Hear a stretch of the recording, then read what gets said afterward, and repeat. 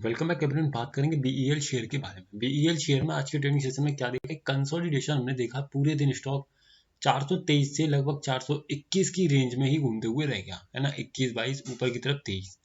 अब इसको समझिए कि पूरे दिन स्टॉक 2-3 पॉइंट में क्यों सिमट करके रह गया। जब ऑप्शन चेन पर आप आएंगे तो सबसे पहले अगर इंट्राडे की मैं बात करूं तो इंट्राडे में आपको ये देखने को मिलेगा कि जो आपका सपोर्ट बना हुआ है वो 420 पर बना हुआ है। किस किस के कारण है? ओपन इंटरेस्ट के कारण भी है एंड वॉल्यूम के कारण भी है। तो ऐसे केस में क्या है कि दोनों का जो स्टेटस है वो है बेरिश, यानी कि दोनों नीचे की तरफ एक अच्छा प्रेशर क्रिएट किए हुए हैं। अब कैसे क्रिएट किए हुए हैं समझिए। वॉल्यूम की बात करूं तो लगभग 84% बेरिश है। अगर ओपन इंटरेस्ट की मैं बात करूं तो लगभग 99% नीचे की तरफ प्रेशर है। इसका मतलब पूरी शिफ्टिंग के लिए यहाँ पर तैयारी दिखाई दे रही है। अब इंपॉर्टेंट बात क्या है, इस चीज को समझने की कोशिश कीजिएगा कि रजिस्ट सपोर्ट का तो यहाँ बेरिश प्रेशर है। अब ऐसे केस में रेजिस्टेंस अगर मुझे बुलिश मिल जाए तो मेरे को कहीं ना कहीं क्या देखने को मिलेगा, कंसोलिडेशन का माहौल। तो अब अगर मैं देखूं तो मेरा रेजिस्टेंस कहां पर क्रिएटेड है? 420 पर मेरा रेजिस्टेंस था।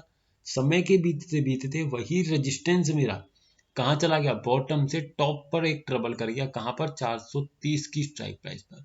इसका मतलब क्या हुआ कि रेजिस्टेंस की तरफ से बुलिश प्रेशर, सपोर्ट की तरफ से एक बेरिश प्रेशर यहां पर दिखाई दिया। अब इसके चलते क्या होगा? इसके चलते स्टॉक में सिर्फ और सिर्फ कंसोलिडेशन का माहौल दिखाई देगा जब तक कोई एक साइड से प्रेशर रिलीज नहीं होगा तब तक, जिसका रिजल्ट भी आपने चार्ट पर, स्टॉक के चार्ट पर देखा। तो आई होप आपको ये चीज तो समझ में आई होगी कि क्यों स्टॉक में कंसोलिडेशन आता है। तो सर, वीडियो सिर्फ एजुकेशनल पर्पज है, किसी भी तरीके की बाइंग सेलिंग होल्डिंग की सलाह आपको इस वीडियो में नहीं दी जा रही है। Thank you so much for watching the video.